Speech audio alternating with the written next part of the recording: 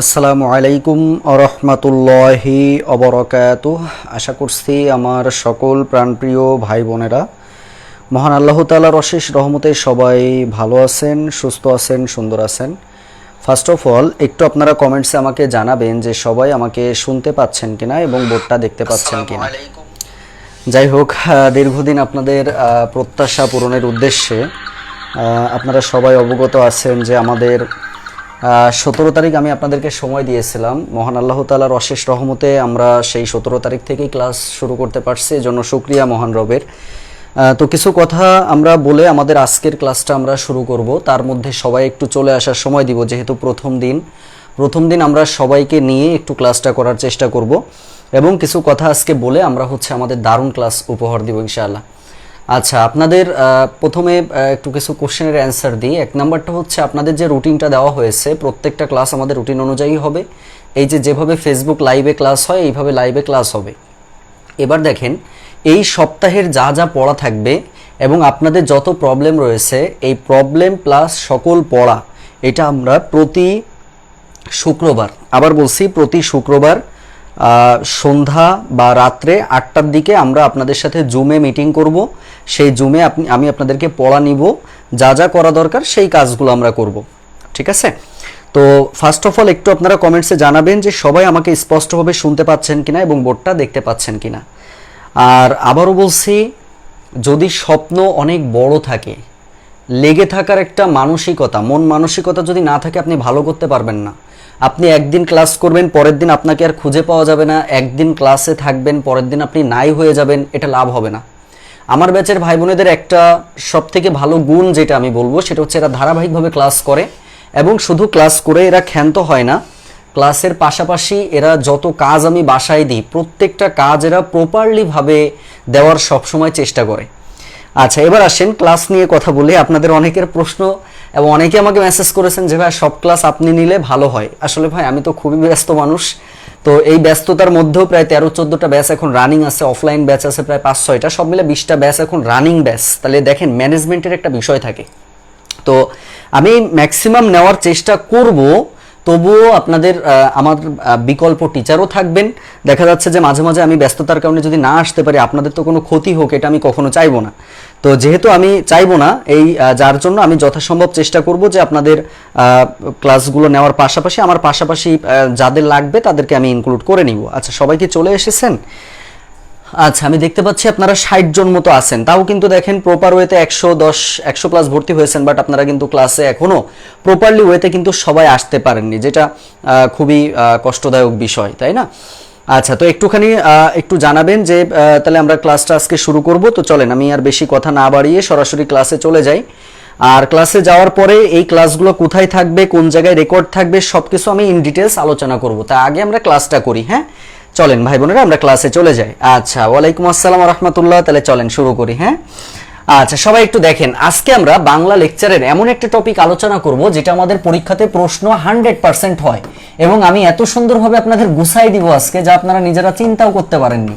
আর সব থেকে বড় কথা হচ্ছে যে গুছাই দেওয়ার পরে আমি 30 পেজের আপনাদের একটা পিডিএফ দিব। এই অধ্যায়ের যত বিগত প্রশ্ন আছে সবাই পিডিএফ দেখে পড়ে ফেলবেন, আর আলোচনা তো আমি ম্যাক্সিমাম করে দিচ্ছি। তো চলেন ভাই বোনেরা, আমি কথা না বাড়িয়ে সরাসরি ক্লাসে চলে যাই। আচ্ছা, প্রথমে আসেন, আমরা যে মানুষ, আমরা যে ভাষায় কথা বলি, অর্থাৎ আমাদের মনের ভাব, এই মনের ভাব আমরা প্রকাশ করতে পারি 3টা পদ্ধতিতে। তাহলে মানুষ মনের ভাব প্রকাশ করে, খেয়াল করেন, মানুষ মনের ভাব, এই মনের ভাব প্রকাশ করতে পারে কয়টা পদ্ধতিতে? 3টা পদ্ধতিতে প্রকাশ করতে পারে। প্রশ্ন হচ্ছে ভাইয়া, এই 3টা পদ্ধতি কি কি হতে পারে? এক নম্বরটা হচ্ছে কণ্ঠধ্বনির মাধ্যমে, একটা হচ্ছে কণ্ঠধ্বনির মাধ্যমে, একটা হচ্ছে কণ্ঠধ্বনির মাধ্যমে, একটা হচ্ছে ইশারা ইঙ্গিতের মাধ্যমে, একটা হচ্ছে ইশারা ইঙ্গিতের মাধ্যমে, আর 3 নম্বরটা হচ্ছে লিখিত এর মাধ্যমে, মানে এক কথায় লিখিত রূপে লিখে। তাহলে একজন মানুষ যে মনের ভাব প্রকাশ যদি করতে চায়, সে 3 ভাবে করতে পারে। 1 নম্বর, সে কণ্ঠধ্বনির মাধ্যমে, মানে কথা বলে সে মনের ভাব প্রকাশ করে। 2 নম্বরটা হচ্ছে ইশারা ইঙ্গিত দেয়। এরকম করে না? তো যারা বিশেষ করে কথা বলতে পারে না তারা তো এইভাবে বুঝায়। আর 3 নম্বরটা হচ্ছে লিখিত। ধরেন আপনি মুখে বলতে পারছেন না, আপনি ইশারা ইঙ্গিত করতে পারতেছেন না, আপনি সেটা লিখে বুঝাচ্ছেন, আমি তোমাকে ড্যাশ ড্যাশ, আমি তোমাকে ঘুরতে নিয়ে যাব, ইত্যাদি ইত্যাদি। তো এই যে কথাটা, এটা আপনি লিখার মাধ্যমে দিচ্ছেন, সেটাকে বলা হয়েছে। এবার কথা হচ্ছে ভাইয়া, এই মনের ভাব যে প্রকাশ করে 3টা পদ্ধতিতে, এই 3টা পদ্ধতি সব থেকে বেশি কোন পদ্ধতিতে প্রকাশ করে এটা মনে রাখবেন, এটা হচ্ছে কণ্ঠধ্বনির মাধ্যমে, হচ্ছে কণ্ঠধ্বনির মাধ্যমে বেশি প্রকাশ করে। তাহলে সব থেকে বেশি হচ্ছে কণ্ঠধ্বনির মাধ্যমে। প্রিয় ভাই বোন, আমরা চ্যাট করা থেকে বিরত থাকবো, আমরা আগে একটু শিখতে থাকবো, হ্যাঁ, পরে এগুলো নিয়ে কথা বলা যাবে। এবার আসেন ভাই, তাহলে মানুষ মনের ভাব প্রকাশ করে, ক্লাসের পড়া ক্লাসে মুখস্থ করে ফেলার চেষ্টা করবেন। 3টা প্রসেসে মানুষ মনের ভাব প্রকাশ করে, একটা কণ্ঠধ্বনি, একটা ইঙ্গিত, একটা লিখিতর মাধ্যমে। আচ্ছা, কিন্তু মনের ভাব সব থেকে বেশি প্রকাশ করে হচ্ছে কণ্ঠধ্বনির মাধ্যমে। আচ্ছা, এবার চলেন পরে চলে যাব। পরে আমরা যেটা যাব, দেখেন পরে আমরা যেটা যাব ভাই বোনেরা, যে আমরা যে বলি যে ভাষা, এই ভাষাটা কি মানুষের বাক সংকেতের, কণ্ঠ নিঃসৃত বাক সংকেতের সংগঠনকে ভাষা বলে, তাই না? এখন দেখেন, এই যে ভাষা আমি বলছি, এই ভাষাটা সৃষ্টি হয়েছে কিসের মাধ্যমে? ভাষার সৃষ্টি হয় হচ্ছে ধ্বনির মাধ্যমে। ধ্বনির সাহায্যে হচ্ছে ভাষার সৃষ্টি হয়। আবার এই ধ্বনির সৃষ্টি হয় কিসের মাধ্যমে? ধ্বনির সৃষ্টি হয় হচ্ছে বাকযন্ত্রের মাধ্যমে। ধ্বনির সৃষ্টি হয় হচ্ছে বাকযন্ত্রের মাধ্যমে। তাহলে ভাষার সৃষ্টি হচ্ছে ধ্বনির সাহায্যে, এই ধ্বনির সৃষ্টি হচ্ছে বাকযন্ত্রের সাহায্যে। এই বাকযন্ত্র বলতে আমাদের এই যে নাক, তারপর স্বরযন্ত্র, কণ্ঠ, চোখ, দৃষ্টি, এগুলো সবকিছুই কিন্তু আমাদের বাকযন্ত্রের মধ্যে। বিশেষ করে এই যে এই গলবিল, জিহুব্বা, আল জিহুব্বা, এই প্রত্যেকটা জিনিস, ঠোঁট দিয়ে শুরু করে, এগুলো সবই হচ্ছে আমাদের বাকযন্ত্রের অংশ। ওকে, তাহলে আশা করছি এই পর্যন্ত আপনারা সবাই সুন্দর করে বুঝতে পেরেছেন। খাতায় নোট করে ফেলবেন, সবাই খাতায় নোট করে ফেলবেন। এবার আসেন ভাই, দারুণ জিনিস শিখবো আমরা জানি যে আমাদের যারা বিশেষ করে আপনার হচ্ছে অন্ধ আছে, এই যে অন্ধ যারা আছে, এই অন্ধদেরও কিন্তু একটা ভাষা রয়েছে, উঁচু নিচু ভাষা। তারা দেখে দেখে বলতে পারে, সেটা হচ্ছে তারা তো চোখ দিয়ে দেখতে পারে না, কিন্তু তারা হচ্ছে উঁচু নিচু কিছু ভাষা আছে যেগুলো তারা চিন্তা করতে পারে। চিন্তা বলতে হাত দিয়ে তারা করতে পারে। যেই অন্ধদের ভাষা, এক কথায় দৃষ্টি প্রতিবন্ধীরা যে ভাষায় কথা বলতে পারে, সেটাকে বলা হয় হচ্ছে ব্রেইল ভাষা। সেটাকে বলা হয় ব্রেইল ভাষা। এটা কিন্তু আমাদের জন্য অনেক ইম্পর্টেন্ট একটা কোশ্চেন। আমি মাঝে মাঝে স্টার দিয়ে দিব, স্টার দিয়ে এগুলো একদম ঠোঁটের আগে রেখে দিবেন। ওকে, তাহলে অন্ধদের দৃষ্টি প্রতিবন্ধী যারা আছে তাদের ভাষার নামটা হচ্ছে ব্রেইল ভাষা। এবার আসেন, এই ভাষার পার্থক্য ঘটে। এই ভাষার পার্থক্য ঘটে কিভাবে? দেখেন, ভাষার পার্থক্য ঘটে হচ্ছে দেশ, কাল ও পরিবেশ ভেদে। দেশ, কাল, পরিবেশ ভেদে, দেশ, কাল, পরিবেশ ভেদে হচ্ছে আমাদের ভাষার পার্থক্য ঘটতে পারে। খুব মনোযোগ ভাই বোনেরা, খুবই মনোযোগ। তাহলে আমাদের পার্থক্য, ভাষার পার্থক্য হয় কিভাবে? দেশ, কাল, পরিবেশ ভেদে। মানে কি ভাই? দেশ মানে কি? আমি বাংলাদেশে বাস করি, আমরা বাংলা ভাষায় কথা বলি। যারা উগান্ডায় বাস করে তারা উগান্ডিয়ান ভাষায় কথা বলে। যারা ইন্ডিয়াতে রয়েছে তারা হিন্দি ভাষায় কথা বলে। যারা পাকিস্তানে রয়েছে তারা উর্দু ভাষায় কথা বলে। যারা ফ্রান্সে রয়েছে তারা ফরাসি ভাষায় কথা বলে। যারা পারস্যে রয়েছে মানে ইরান, তাদের ইরানি ভাষা রয়েছে। তাহলে কি দেশ ভেদে ভাষার পার্থক্য আছে? কালপাত্র মানে কি বুঝাই, পরিবেশ মানে কি বুঝাই? ধরেন আমি যশোরে ভাষা, আমি যশোরে আঞ্চলিক ভাষায় কথা বললাম, আপনি চট্টগ্রাম ভাষা, আপনি মানে চট্টগ্রামে ভাষা, আপনার এই চট্টগ্রামের ভাষায়, আঞ্চলিক ভাষায় আপনি কথা বলবেন। তাহলে সেক্ষেত্রে দেশ, কাল, পরিবেশ ভেদে এই ভাষার পার্থক্যটা ঘটে থাকে। এই কথাটুকু জাস্ট এখানে বলা হয়েছে। প্রিয় ভাই বোন, খুব মনোযোগ দিতে হবে, খুব মনোযোগ দিতে হবে। আবার বলছি, এবার আসেন, অনেক সময় আমাদের পরীক্ষাতে আসে যে বর্তমানে ভাষা প্রচলিত আছে কত। ভাই আমরা এখানে একটু বলি যে এথনোলগ নামক একটা সংস্থা রয়েছে, যে প্রতি বছর ফেব্রুয়ারি মাসে একটা করে রিপোর্ট প্রকাশ করে। তার মানে এই যে বর্তমানে কত ভাষা প্রচলিত আছে, এটা কিন্তু আপনার আপডেট তথ্য নিতে হয় সব সময়। তো আপডেট তথ্য এটা আপনারা গুগলেও পেয়ে যাবেন। শুধু লিখবেন যে এথনোলগ, খেয়াল করেন, শুধু এইভাবে লিখবেন যে এথনোলগ। এই এথনোলগ একটা সংস্থা, তারা এই সর্বশেষ 2025 সালে তারা কিন্তু 25 সালের একটা বর্ণনা তারা দিয়েছে। কথা বুঝতে পারছেন? যেখানে তারা বলেছে যে ভাষার সংখ্যা হচ্ছে, একটু লিখে নেবেন, সেখানে তারা ভাষার সংখ্যা বলছে 7000, খেয়াল করবেন 7159। এটা নিয়ে কিন্তু একটু মতবিরোধ আছে। 7168ও কিন্তু আমাদের কোথাও কোথাও দেখা যায়, আবার 7151 কিন্তু আমাদের অপশনে থাকতে পারে। ভাই যেটাই থাকুক একটু খেয়াল করেন, যেটা অপশনে থাকবে সেটাই অ্যান্সার দিবেন, তিনটাই আবার থাকবে না, এটা নিয়ে চিন্তা নাই। তাহলে সেক্ষেত্রে 7159 এটা সম্ভবত 2025 রিপোর্ট অনুযায়ী। এই রিপোর্টটা আরেকবার আপনারা একটু পড়ে ফেললেন গুগল থেকে, ঠিক আছে? এটা একটু গুগল থেকে পড়ে ফেলবেন যে ইথনোলগ 2025 রিপোর্ট একবারে চলে আসবে, সেখান থেকে আপনারা আরো ভালো করে বুঝতে পারবেন। তাহলে বর্তমানে ভাষা প্রচলিত আছে কত, এটা আমি বলেছি। এখন কথা হচ্ছে ভাইয়া, বর্তমানে আমাদের বাংলাদেশে ভাষার সংখ্যা কত? বর্তমানে বাংলাদেশে ভাষার সংখ্যা হচ্ছে ভাইয়া 36টি। বর্তমানে বাংলাদেশে ভাষার সংখ্যা হচ্ছে 36টি, মনে রাখতে হবে। ওকে, তাহলে এখান থেকে ইম্পর্টেন্ট তথ্য কিন্তু আমরা পেয়ে গেলাম। ওকে, আচ্ছা এইবার চলেন ভাই, খেলাটা হচ্ছে এবার মূল খেলায় চলে যাচ্ছি। সবাই স্টার দিবেন, 3টা স্টার দিবেন। পরীক্ষাতে প্রশ্ন আসার মতো 3টা জায়গা, একদম মানে very very important, very very important, সবাই নোট করবেন সুন্দর করে। আচ্ছা, এক হচ্ছে আমরা প্রথমে জানবো যে জনসংখ্যার দিক থেকে বাংলা ভাষার কততম, জনসংখ্যার ভিত্তিতে বাংলার অবস্থান, আমাদের বাংলার অবস্থান জনসংখ্যার ভিত্তিতে হচ্ছে 7ম। আমি আবারও বলছি এগুলো কিন্তু আপনার চেঞ্জ হতে পারে। ওকে, আচ্ছা যদি বলা হয় মাতৃভাষার দিক থেকে কত, মাতৃভাষা, তাহলে মাতৃভাষার দিক থেকে মনে রাখবেন 5ম, মাতৃভাষার দিক থেকে বাংলার অবস্থান হচ্ছে 5ম। আচ্ছা এরপরে যদি বলি যে দাপ্তরিক ভাষা হিসেবে কত, দাপ্তরিক ভাষা, আর দাপ্তরিক ভাষা বলতে বোঝায় অফিসিয়াল ভাষা, এই অফিসিয়াল ভাষা হিসেবে বাংলা ভাষার অবস্থান হচ্ছে 10ম। প্রিয় ভাই বোন, এই 3টা দারুণ করে পড়ে ফেলবেন, সবাই একটু লিখে ফেলেন, সবাই একটু লিখে ফেলেন। আচ্ছা এবার আসেন, পৃথিবীতে কত কোটি লোকের মুখের ভাষা বাংলা? আমরা এর আগে পড়েছি প্রায় 30 কোটি, তবে আমাদের এখন বর্তমান জানতে হবে যে প্রায় 27 কোটি, প্রায় 27 কোটি লোকের মুখের ভাষা হচ্ছে বাংলা। প্রিয় ভাই বোন, আমরা ইম্পর্টেন্ট কিছু তথ্য এখান থেকে পেয়েছি। তাহলে এই পর্যন্ত যদি আপনারা সুন্দর করে বুঝে থাকেন, আমাকে একটু বলবেন যে ভাই ক্লিয়ার কিনা। সবাই একটু বলবেন যে এই পর্যন্ত আমরা ক্লিয়ার ভাবে বুঝতে পেরেছি কিনা। সুন্দর করে শেখেন ভাই। আমি আবারও বলছি, আমি যদি মানে দোয়া করেন, আমি যদি প্রত্যেকটা ক্লাস নিতে পারি, আমি যদি প্রত্যেকটা ক্লাস আপনাকে নিতে পারি, তাহলে মনে রাখবেন যে আপনার মানে আমার মতো এত সুন্দরভাবে আপনাকে গোছাই কিন্তু কেউ দিতে পারবে না। কথা বুঝতে পারছেন? এত সুন্দরভাবে গোছাই কিন্তু কেউ আপনাকে দিতে পারবে না। যার ফলে আমি অনুরোধ করব প্রত্যেকটা ক্লাস, বিশেষ করে আমি যে ক্লাসগুলো নিব, এই ক্লাসগুলোতে কেউ কিন্তু বাদ রাখার চেষ্টা, মানে বাদ দিবেন না কিছু। সবাই কি ক্লিয়ার? একটু বলেন ভাই, একটু বলেন যে আমরা ক্লিয়ার ভাবে সবাই এই পর্যন্ত বুঝতে পেরেছি কিনা। একটা ইম্পর্টেন্ট বিষয় কিন্তু আমরা শিখে ফেললাম। ঠিক আছে, সবাই কি ক্লিয়ার? একটু বলেন সবাই ক্লিয়ার কিনা। আচ্ছা, শাহনাজ পারভিন ক্লিয়ার লিখেছেন, সানজিদা শাম্মী ক্লিয়ার লিখেছেন, চাঁদের কোনা ক্লিয়ার লিখেছেন, আচ্ছা সামিরা ইসলাম, শারমিন বোন লিখেছেন ক্লিয়ার, কবিতা আক্তার লিখেছেন ক্লিয়ার, ধন্যবাদ জানাচ্ছি। এই তো মাশাআল্লাহ মাশাআল্লাহ, ভেরি গুড, খুবই সুন্দর, অনেক ভালো লাগছে, ভেরি গুড। এবার আসেন ভাই, এই যে বাংলা ভাষার কথা যে বললাম, এই বাংলা ভাষার কিন্তু 2টা রূপ আছে। বাংলা ভাষার রূপ কয়টা খেয়াল করেন, বাংলা ভাষার রূপ খেয়াল করতে হবে। বাংলা ভাষার রূপ আছে কয়টা ভাই? 2টা বাংলা ভাষার রূপ আছে। আচ্ছা এই 2টা কি কি? একটা মনে রাখবেন হচ্ছে লৈখিক রূপ, একটা হচ্ছে মনে রাখবেন লৈখিক, আর একটা মনে রাখবেন হচ্ছে মৌখিক রূপ। একটা হচ্ছে এক কথায় লেখ্য, আর একটা হচ্ছে কথ্য। সেটাকে আমরা মৌখিক বলছি, সেটাকে আমরা লৈখিক বলছি, চেঞ্জ হওয়ার কিছু নাই, ইম্পর্টেন্ট বিষয়। এবার আসেন, লৈখিককে আবার মনে রাখবেন সাধু চলিতে ভাগ করা যায়, এটা হচ্ছে সাধু, এটা হচ্ছে চলিত। আর মৌখিককে আবার মনে রাখবেন এটাকেও 2 ভাগে ভাগ করা যায়, একটা হচ্ছে চলিত আর একটা হচ্ছে আঞ্চলিক। আচ্ছা অনেক সময় দেখবেন যে আঞ্চলিক ভাষার অপর নাম পরীক্ষাতে আসে, এই আঞ্চলিক ভাষার অপর নামটা বলা হয় হচ্ছে উপভাষা। আঞ্চলিক ভাষার অপর নাম হচ্ছে উপভাষা। আবার এই উপভাষার একটা ইংরেজি প্রতিশব্দ রয়েছে, যেটাকে আমরা বলি হচ্ছে ডায়ালেক্ট। এই ডায়ালেক্টও কিন্তু পরীক্ষাতে আসে।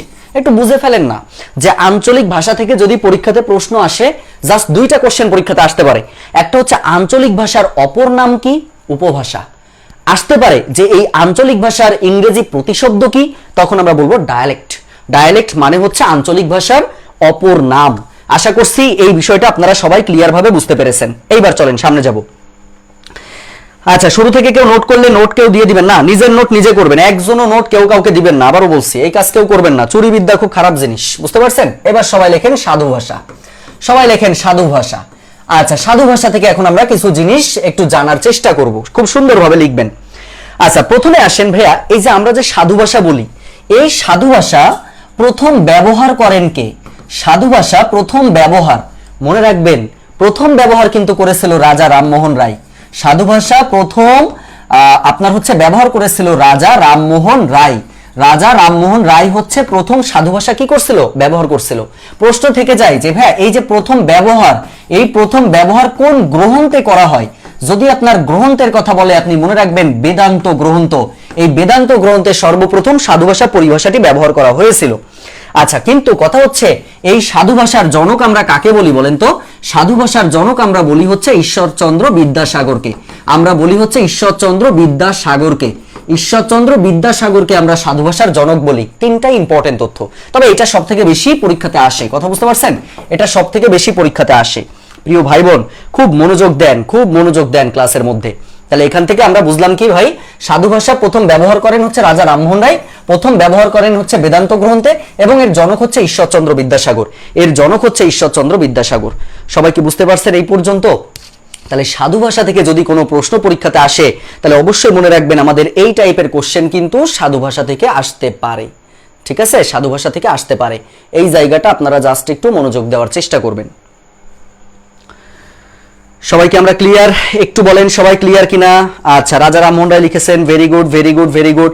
ভাই এই সাধু ভাষা থেকে আমি যে পিডিএফ দিব সেই পিডিএফ এ যা যা দাগানো আছে, গুল্লা দেওয়া আছে, বাইরে কেউ এক্সট্রা মাতব্বারি করে পড়তে যাবেন না।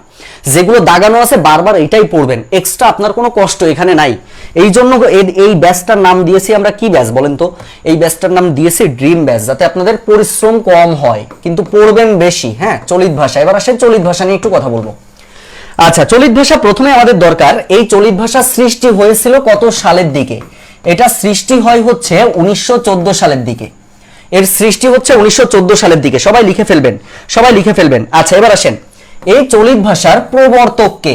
চলিত ভাষার প্রবর্তককে আমরা জানি হচ্ছে চলিত ভাষার প্রমথ চৌধুরী হচ্ছে চলিত ভাষার প্রবর্তক। তাহলে আমরা এখান থেকে কিন্তু ইম্পর্টেন্ট দুটি তথ্য জেনে ফেললাম যে চলিত ভাষা সৃষ্টি হয়েছিল 1914 সালে এবং এর প্রবর্তক হচ্ছে প্রমথ চৌধুরী। ওকে, এর প্রমথ চৌধুরী হচ্ছে এর মূলত কি বলেন তো? এর মূলত হচ্ছে আপনার এ। আচ্ছা, এবার আসেন খুব গুরুত্বপূর্ণ একটা বিষয়, চলিত ভাষায় রচিত প্রথম গদ্যের নাম হচ্ছে বীরবলের হালখাতা। বীরবলের হালখাতা। আমি কিন্তু শুক্রবারে প্রশ্ন করব, যদি না পারেন না কান ধরে কিন্তু উঠবস করাবো। আমার ব্যাচের ভাই বোনদের কিন্তু কান ধরে উঠবস করাই। তো আবারও বলছি, এই যে পড়া দিচ্ছি মানে এই পড়াগুলো কিন্তু করে রেখে দিবেন, শুক্রবারে যখন পড়া নিব তখন পড়া সবাই দিবেন। তাহলে চলিত ভাষা থেকে আমাদের প্রশ্ন তিনটা। সৃষ্টি হচ্ছে 1914 সালে, প্রবর্তক হচ্ছে প্রমথ চৌধুরী, প্রথম গদ্য হচ্ছে বীরবলের হালখাতা। দেখেন তো ভাই বোনেরা চলিত ভাষা থেকে ক্লিয়ার কিনা? সবাই কি ক্লিয়ার ভাবে বুঝছেন? সবাই ক্লিয়ার ভাবে বুঝতে পারছেন কিনা একটু বলেন তো। আচ্ছা, বীরবলের হালখাতা, ধন্যবাদ ধন্যবাদ ধন্যবাদ। গোছানো ক্লাস নিয়ে দিচ্ছি, গোছানো ভাই। এতদিন তো শুধু দেখেছেন ম্যাথ ক্লাসে শুধু ফটর ফটর করি, কিন্তু বিশ্বাস করেন আবারও বলছি প্রত্যেকটা ক্লাস নিব তা আপনি শুধু মন দিয়ে শুধু দেখতে থাকবেন ইনশাআল্লাহ। এটা মনের কথা বলছি। এবং আমার যে সমস্ত দুর্বল ভাই বোনেরা আছে তারাও কিন্তু সবসময় চায় যে ভাই আপনি ক্লাস নেন। এবং আপনারা এই ব্যাচে ভর্তি হওয়ার পরে আমাকে অনেক মেসেজ দিয়েছেন যে ভাই ক্লাস যেন আপনিই নেন, কিন্তু আমি ওই যে বললাম যতটুকু পারি আগাই দিব ইনশাআল্লাহ। ঠিক আছে? আচ্ছা, ক্লিয়ার লিখেছেন, ক্লিয়ার লিখেছেন। আচ্ছা, দেখতে পাচ্ছি অনেকেই যুক্ত আছেন আমাদের সাথে, ভেরি গুড। এবার চলেন ভাই, ভালো জিনিস শিখলাম, সাধু চলিত নিয়ে একটু জেনেছি। এবার আমরা জানবো হচ্ছে পার্থক্য। প্রিয় ভাই বোন, এই পার্থক্য থেকে প্রাইমারি নিবন্ধনে প্রশ্ন কিন্তু 100% আসে এই জায়গাটা থেকে।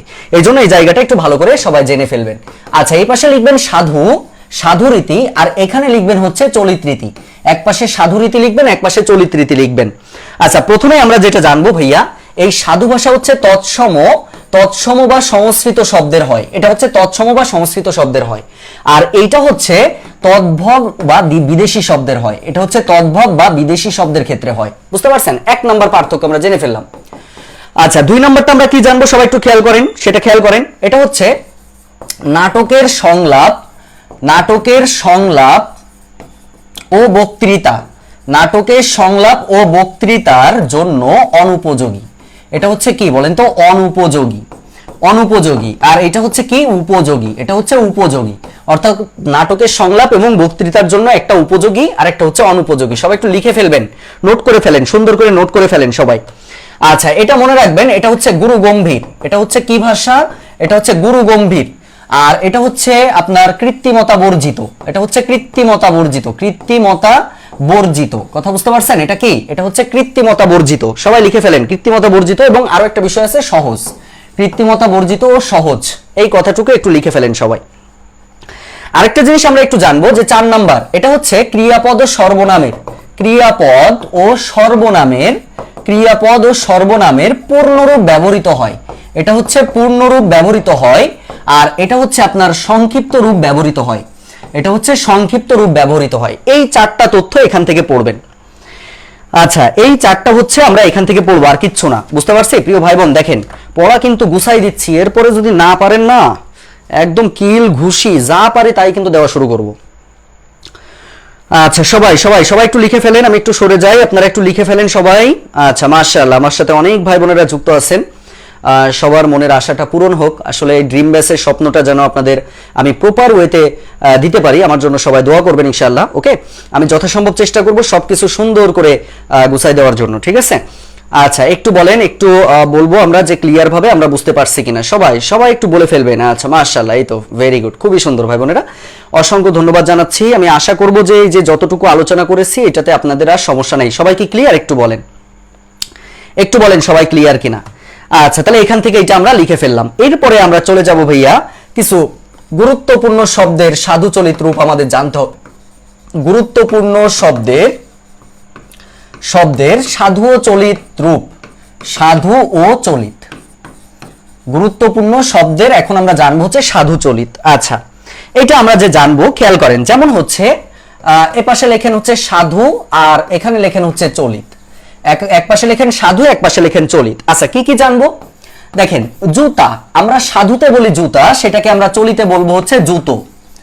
আমরা সাধুতে বলি হচ্ছে তুলা, এখান থেকে আমরা বলবো হচ্ছে তুলো। একটু লিখে ফেলেন সবাই। আচ্ছা এখানে আমরা বলি হচ্ছে মস্তক, এখানে আমরা বলবো হচ্ছে মাথা। সবাই একটু লিখতে হবে। এখানে আমরা বলি হচ্ছে হস্তি, এখানে আমরা বলি হচ্ছে হাতি। আচ্ছা এখানে আমরা বলি হচ্ছে বন্য, এখানে আমরা বলি হচ্ছে বন্য, এখানে আমরা বলবো হচ্ছে বুনো। আচ্ছা এই পাশে আমরা সেম ভাবে আরো কিছু লিখবো সাধু চলিত, যেগুলো পরীক্ষাতে আসে বারবার। আমরা এক্সট্রা কোনো তথ্য জানবো না, ইম্পর্টেন্ট গুলো জানবো। যেমন দেখেন এখানে থাকে হচ্ছে পূর্বেই, এটা হচ্ছে পূর্বেই আর এটা আমরা বলি হচ্ছে আগেই। একটা হচ্ছে পূর্বেই আর একটা হচ্ছে আগেই, একটা হচ্ছে পূর্বেই একটা হচ্ছে আগেই, একটা হচ্ছে সহিত আর এখানে হচ্ছে আপনার সাথে। লিখে ফেলেন সবাই, আমার সাথে সাথে লিখে ফেলবেন। আচ্ছা যেমন হচ্ছে দেখেন এখানে থাকে হচ্ছে পার হইয়া, পার হইয়া। এখানে আমরা চলিতে বলবো হচ্ছে পেরিয়ে, এখানে আমরা বলবো হচ্ছে পেরিয়ে। সবাই লিখে ফেলেন, পার হইয়া থেকে পেরিয়ে। আচ্ছা তারপরে হচ্ছে চকিত হইয়া, খেয়াল করেন চকিত হইয়া, চকিত হইয়া থেকে আমরা লিখবো হচ্ছে কি বলেন তো চমকে। চকিত হইয়া মানে হচ্ছে চমকে। এই যে কয়টা দিয়েছি দেখেন তো ভাই বোনেরা, টোটাল 9টা। এই 9টা হচ্ছে আপনাদের ভালো করে পড়তে হবে, এই 9টা হচ্ছে আপনাদের খুব ভালো করে পড়তে হবে। সবাইকে বুঝতে পারছেন? একটু দেখেন সবাই, একটু লেখা হলে আমাকে একটু জানাবেন যে ভাইয়া লেখা কমপ্লিট হয়েছে কিনা। এই পর্যন্ত আমরা একটু কমপ্লিটলি সুন্দর করে লিখে ফেলবো। সবাই সবাই একটু বলা হয়ে গেলে আমাকে একটু বলবেন যে ভাইয়া এই পর্যন্ত আমরা ক্লিয়ার ভাবে বুঝতে পেরেছি, এই পর্যন্ত আর আমাদের সমস্যা নাই, অর্থাৎ এই পর্যন্ত আমরা সুন্দরভাবে ক্লিয়ার ভাবে সবাই নিতে পেরেছি বা বুঝতে পেরেছি।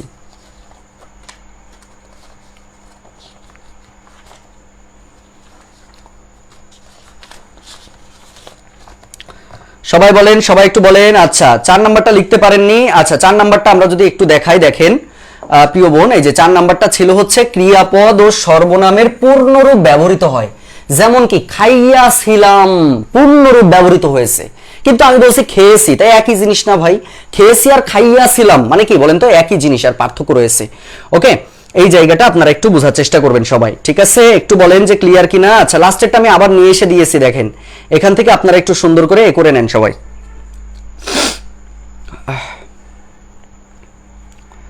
আজকে আমাদের কিন্তু বাংলা লেকচার 1 হচ্ছে, এইভাবে আমরা ধারাবাহিকভাবে ইনশাআল্লাহ আমাদের প্রত্যেকটা ক্লাসগুলো আমি সুন্দর করে নেওয়ার চেষ্টা করব। ইনশাআল্লাহ যথাসম্ভব আপনাদের অনেক বেশি ভালো হবে, এইটুকু আমি আশাবাদী। হয়েছে ভাই, লেখা হয়েছে? একটু বলেন। হ্যাঁ কমপ্লিট বলেছেন, ধন্যবাদ সবাইকে। তাহলে এখান থেকে কিন্তু এটা আমরা বুঝে ফেললাম। প্রিয় ভাই বোন পরেরটাই চলে আসেন। এইবার সবাই একটু হেডিং দিবেন, বাংলা ভাষার উৎপত্তি ও বিকাশ। বাংলা ভাষার উৎপত্তি ও বিকাশ নিয়ে এখন আমরা একটু কি করব বলেন তো, কথাবার্তা বলবো। সবাই একটু মনোযোগ দিয়ে খেয়াল করেন। আচ্ছা প্রথমে আসেন, এটা থেকে আমাদের জানতে গেলে আমরা প্রথমে বলবো যে বাংলা ভাষার উদ্ভব। খেয়াল করেন, বাংলা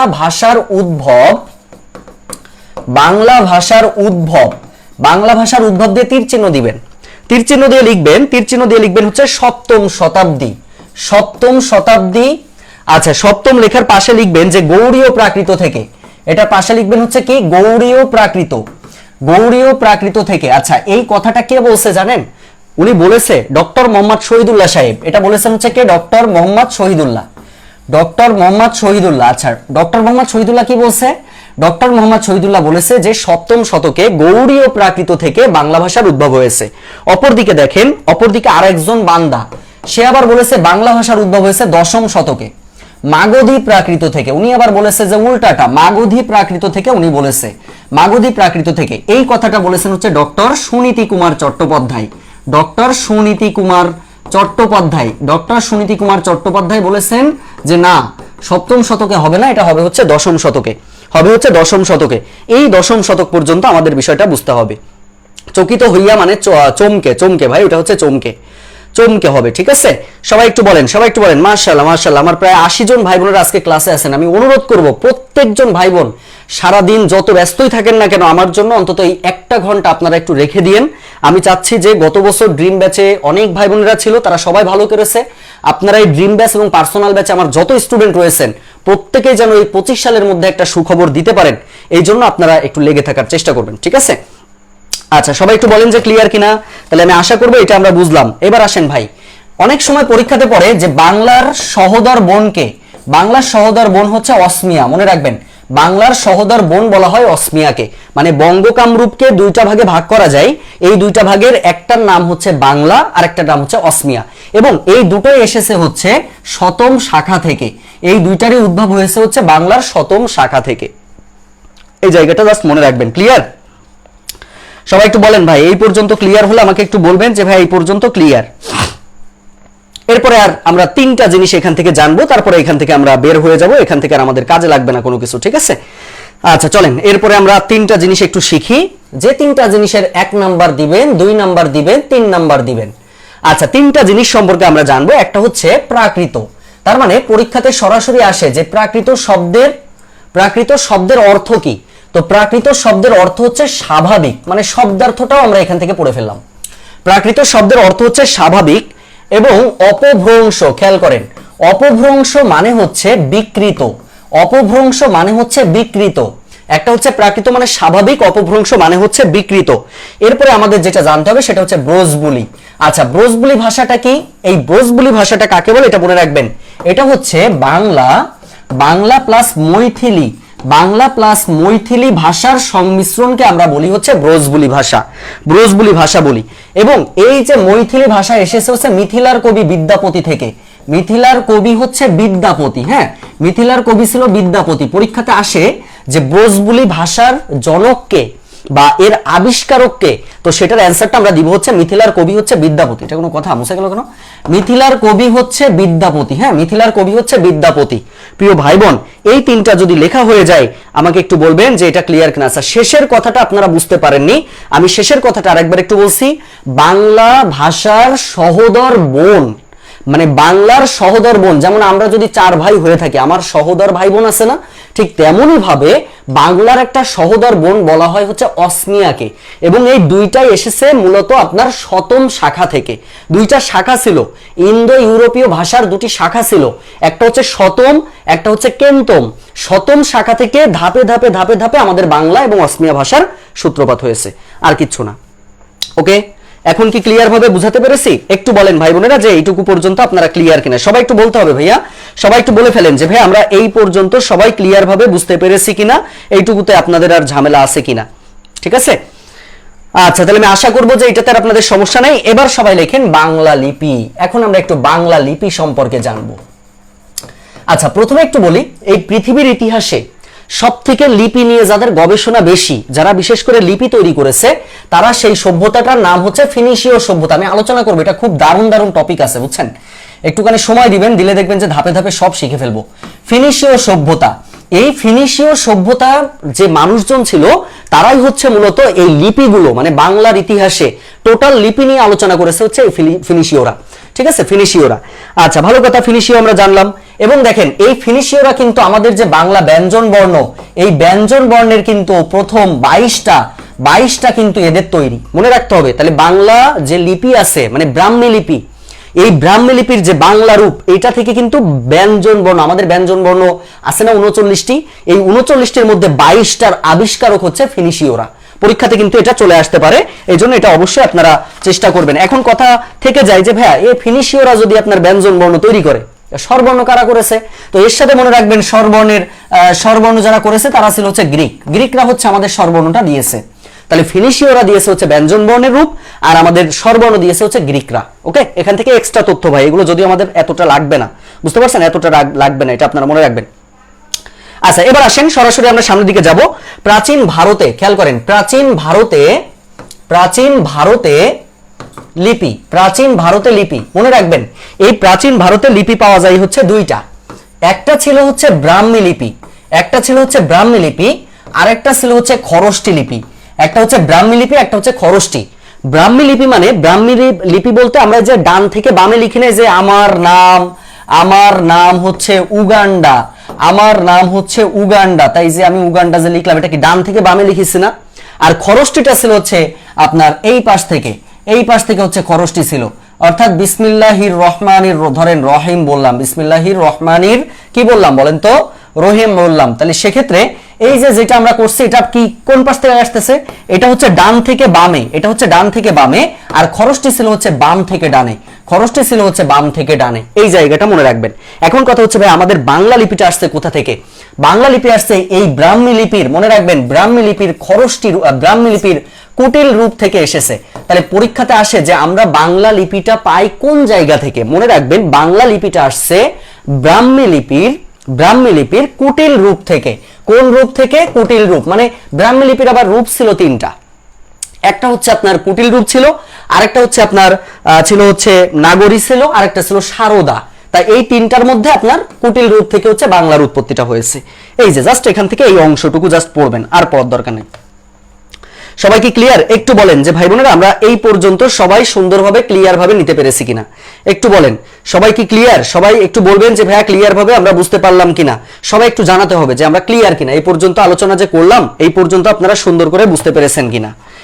আচ্ছা, তাহলে ইম্পর্টেন্ট বিষয়গুলো আমরা শিখেছি। এরপরে আমরা চলে যাব ভাই বাংলা ব্যাকরণ। এখন আমাদের আলোচনাটা হবে বাংলা ব্যাকরণ নিয়ে। তাহলে বাংলা ভাষা যদি আপনারা বুঝে থাকেন একটু লিখে দিবেন যে ভাইয়া বাংলা ভাষা ডান, বাংলা ভাষা ডান। বাংলা ভাষা ডান হলে একটু লিখে দিবেন বাংলা ভাষা ডান। সবাই কি ক্লিয়ার? আচ্ছা আচ্ছা, একটু উল্টা হয়ে গেছে নাকি? খরষ্টি হচ্ছে যে ডান থেকে বামে, খরষ্টি যে আরবির মতো, মানে ও এটা তো ডান, তাহলে ডান থেকে বামে হচ্ছে খরষ্টি, আর ব্রাহ্মী ছিল হচ্ছে বাম থেকে ডানে। একটু ঠিক করে নিয়েন প্লিজ, একটু উল্টা হয়েছে মনে হয়। বাম থেকে ডানে হচ্ছে আপনার ব্রাহ্মী, আর খরষ্টিটা হচ্ছে ডান থেকে বামে। হ্যাঁ, ডান থেকে বামে। আচ্ছা ঠিক আছে। আচ্ছা, বাংলা ভাষা ডান রিজভি আহমেদ লিখেছেন। আচ্ছা, অ্যানি খান লিখেছেন জি ভাইয়া ক্লিয়ার, ধন্যবাদ জানাচ্ছি।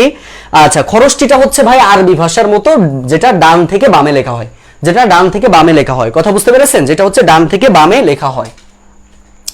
তাহলে আমি আশা করবো যে এটা আপনারা বুঝতে পেরেছেন। আচ্ছা, আলহামদুলিল্লাহ লিখেছেন। আচ্ছা ঠিক আছে। আচ্ছা ঠিক আছে। আচ্ছা, লিখতে দেরি হয়ে যাচ্ছে, লেখা পরে লিখবেন, প্রয়োজনে সমস্যা নেই, গুরুত্ব রেকর্ড থাকবে। এবার লেখেন সবাই বাংলা ব্যাকরণ। এখন আমরা একটু বাংলা ব্যাকরণের ইতিহাস নিয়ে জানবো। বাংলা ব্যাকরণের ইতিহাস, বাংলা ব্যাকরণের ইতিহাস নিয়ে এখন একটু আমরা জানার চেষ্টা করব। আচ্ছা দেখেন, এক্সট্রা কোনো তথ্য বলবো না ভাই, সিম্পল জিনিসটা বোঝেন যে ব্যাকরণ, আমাদের এই ব্যাকরণ শব্দটা আসলে যদি একে বিশ্লেষণ করি কি কি পাই দেখেন। এই ব্যাকরণকে আপনি যদি বিশ্লেষণ করেন আপনি পাবেন হচ্ছে উপসর্গ যোগ কৃত প্রত্যয়। এখান থেকে পাবেন কি? উপসর্গ যোগ কৃত প্রত্যয় পাবেন ব্যাকরণ, মনে রাখেন। আচ্ছা, এটাকে যদি আমরা একটু বিশ্লেষণ করি, আমি এখান থেকে পাবো কি যে বি আ ক্রিওয়ান, বি আ ক্রিওয়ান, যার অর্থ হলো বিশেষভাবে বিশ্লেষণ। যার অর্থ কি বলেন তো? বিশেষভাবে বিশ্লেষণ, যার অর্থ হচ্ছে বিশেষভাবে বিশ্লেষণ। খুব মনোযোগ দিবেন। তাহলে ব্যাকরণ শব্দটি আমরা বুঝলাম। এবং দেখেন, এই বাংলা ব্যাকরণের যদি আমরা বয়স মনে করি যে এর বয়স কত, এর বয়স মনে রাখবেন হচ্ছে 275 বছরেরও বেশি, 275 বছরেরও বেশি। আরেকটা কথা বলি, অনেক সময় পরীক্ষাতে আসে এই যে ব্যাকরণটাকে আগে সৃষ্টি হয়েছে নাকি ভাষা আগে সৃষ্টি হয়েছে? ব্যাকরণ পরে আসছে, মনে রাখবেন। তাহলে ব্যাকরণ হচ্ছে ভাষার পরে সৃষ্টি, ব্যাকরণ হচ্ছে ভাষার পর সৃষ্টি, এটা মনে রাখতে হবে। ব্যাকরণ হচ্ছে ভাষার পর সৃষ্টি, খুব খেয়াল করবেন। হ্যাঁ, ক্লাস রেকর্ড থাকবে ভাই, প্রত্যেকটা ক্লাস রেকর্ড থাকবে, এবং কোথায় রেকর্ড থাকবে এটা আমি সব আপনাদেরকে বিস্তারিত বলে দিচ্ছি। আমাকে ক্লাসটা নিতে দেন, আমি সব কিছু সুন্দর করে বুঝাই, তারপর এখান থেকে যাবো ভাই। কথা বুঝতে পারছেন? আচ্ছা, এবার আসেন, এই ব্যাকরণে আমাদের 3টি অক্ষর রয়েছে। ব্যাকরণ শব্দটিতে 3টি অক্ষর রয়েছে। এখন আবার বললেন না ভাই অক্ষর তো দেখতে পাচ্ছি ব একটা, ক একটা, র একটা, মূর্ধন্য একটা, না। অক্ষর মানে হচ্ছে উচ্চারণের স্বল্প প্রয়াসে আপনি যতটুকু উচ্চারণ করতে পারবেন। ব্যাকরণ মানে একবারে যতটুকু